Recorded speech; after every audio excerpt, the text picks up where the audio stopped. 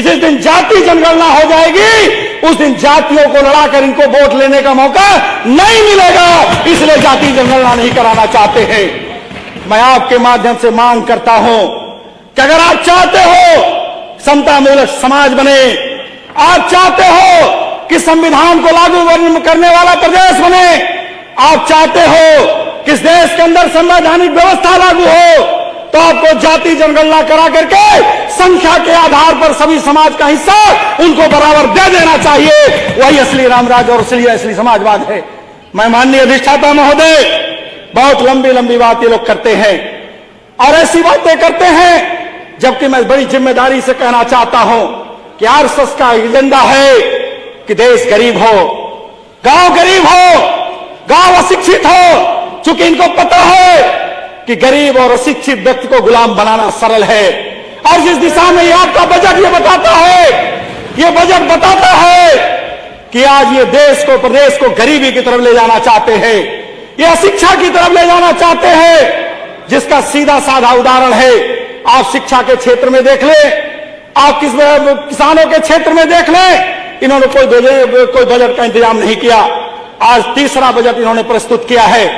दो बजटों को हमने देखा है, दोनों बजटों में ये ऊर्जा के क्षेत्र में कहते हैं, आज तक गांव के अंदर किसी भी विधानसभा का कोई साथी नहीं बता सकता कि उनके यहां ट्रांसफार्मर की कोई क्षमता वृद्धि हुई हो। आज तक गांव के अंदर एक भी सड़क का निर्माण नहीं हुआ। आज तक ये बात सबके विकास हो सकता है कि आपको अलग से बजट मिलता हो, लेकिन हम सभी जितने विपक्ष के साथी हैं, अगर आप कहते हो सबका साथ सबका विकास, तो हमारे भी क्षेत्र का विकास होना चाहिए। अगर आप इस बात की चर्चा करते हो, मैं माननीय अधिष्ठाता महोदय, मैं चूंकि समय कम है इसलिए मैं अपने क्षेत्र की तरफ आपको ले चलना चाहता हूं। ये 2025 के कुंभ की बात करते हैं, मैं आपको बताना चाहता हूं 2012 का कुंभ आदरणीय अखिलेश जी की सरकार में हमारे नेता की सरकार में हुआ था। अब बड़ी जिम्मेदारी के साथ कहना चाहता हूं कि जो काम उन्होंने इलाहाबाद जनपद के अंदर कराया, इस सरकार ने केवल कुंभ के नाम पर बजट का बंदरबांट किया, आज तक कोई काम कराने का काम प्रयागराज में नहीं किया।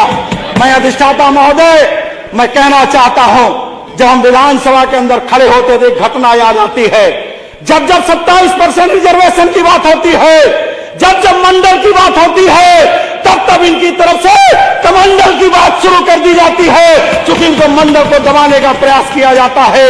याद करते हुए नेताजी को श्रद्धांजलि देना चाहता हूं कि नेताजी ने उत्तर प्रदेश के अंदर सिर्फ 27% आरक्षण नौकरियों में नहीं दिया, बल्कि शिक्षा संस्थानों में लागू करके गांव के अंदर नौजवानों के अंदर शिक्षा में ताकत लाने का काम किया था।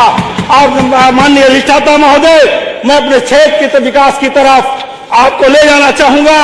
क्षेत्र का विकास नोट करा दीजिए माननीय संदीप जी। मैं अपने क्षेत्र में माननीय अधिष्ठाता महोदय, हमारे यहाँ पिछली सरकार में उत्तर प्रदेश के पीडब्ल्यूडी मंत्री और उप मुख्यमंत्री उत्तर प्रदेश सरकार के, उन्होंने परानीपुर से जब चुनाव आता है तब तक गंगा पर एक पुल बनाने की घोषणा करते हैं, शिलान्यास करते हैं, और चुनाव बीत जाता है तो हमारे क्षेत्र के लोग उस पुल को ढूंढते हैं, वो पुल आज तक दिखाई नहीं पड़ा। मैं मांग करता हूं कि उस पुल को हमारे क्षेत्र में परानीपुर से जो बनारस रोड को जोड़ने का काम करता है, उस पुल को बनाने का कष्ट करे। एक सड़क हमारे यहाँ करसना विधानसभा के साथी विधायक बैठे हैं, जो उनके क्षेत्र से निकलकर मेरे क्षेत्र से होती हुई विंध्याचल को जाती है, मैं उसको स्टेट हाईवे बनाने की मांग करता हूं। इतना ही नहीं, हमारे क्षेत्र के अंदर तमाम धार्मिक स्थल हैं, मैं आपसे मांग करता हूं कि उनको धार्मिक स्थलों को पर्यटक स्थल में चयनित करके उनका विकास करने का काम करे। मैं आपके माध्यम से एक बात कहते हुए मैं अपनी बात खत्म करूंगा। ये जो आरएसएस की मंशा है देश को गरीब बनाने की, आरएसएस को मंशा है आरक्षण को खत्म करने की, जिसका जीता जागता उदाहरण धन्यवाद 6900 शिक्षक हैं। धन्यवाद माननीय संदीप पटेल जी। श्री अभय सिंह जी, माननीय सदस्य